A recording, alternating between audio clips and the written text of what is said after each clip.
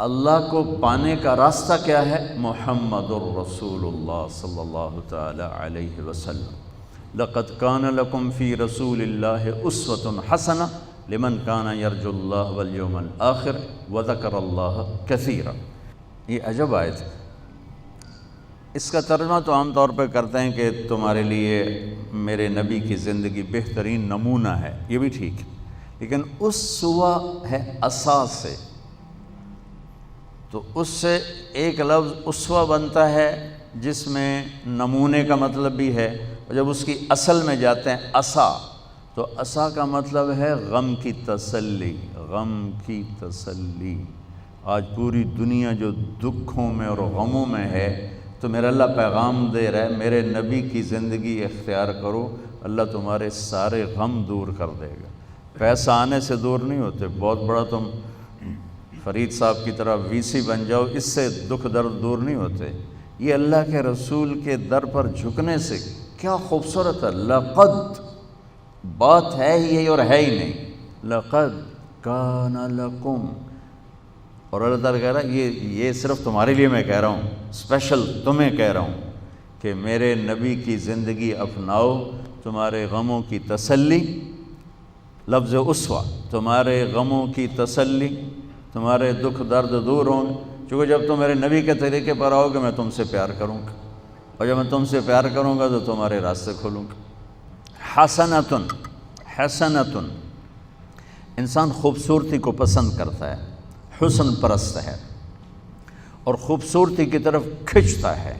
معصوم بچے کو بھی مسکرا کے دیکھو تو وہ بھی مسکراتا ہے، آنکھیں دکھاؤ تو وہ روتا ہے۔ انسان کے اندر حسن پرستی ہے، تو باقی ہر حسن زائل ہو جاتا ہے، میرے نبی کے زندگی والا حسن ہمیشہ بڑھتا رہتا ہے۔ تو اسوۃ حسنۃ، تمہارے لیے میرے نبی کی زندگی سب سے خوبصورت نمونہ ہے۔ اس لیے اللہ نے اپنے حبیب کو بنایا بھی خوبصورت۔ حضرت عائشہ فرماتی تھیں کہ یوسف علیہ السلام کو دیکھ کر عورتوں نے ہاتھ کاٹ لیے، اگر میرے محبوب کو دیکھتی تو دل پہ چھریاں چلا کے بیٹھ جاتی۔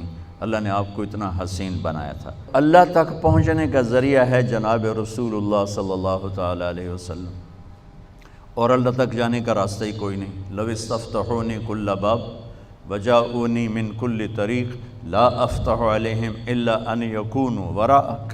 اللہ تعالیٰ نے فرمایا میرے نبی آپ اعلان کریں، یہ حدیث قدسی ہے کہ آپ کے بعد اب مجھ تک آنے کا ہر راستہ بند ہے، ہر دروازہ بند ہے، کوئی آپ کے رب کے پاس نہیں پہنچ سکتا جب تک آپ کے پیچھے نہ آئے۔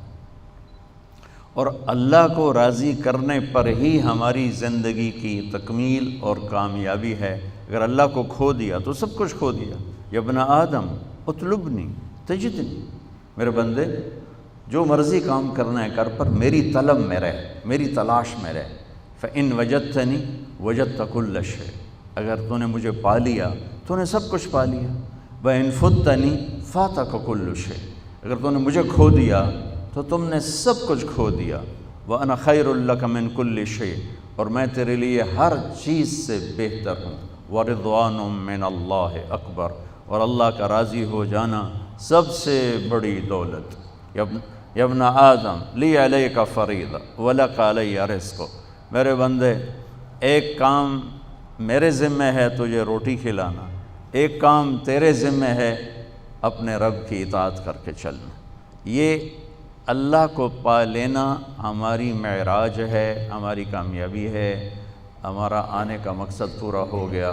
اللہ کو کھو کر گم کر کے کسی نے کچھ نہیں پایا، وہ ساری دنیا کا مالک بن جائے، بادشاہ بن جائے۔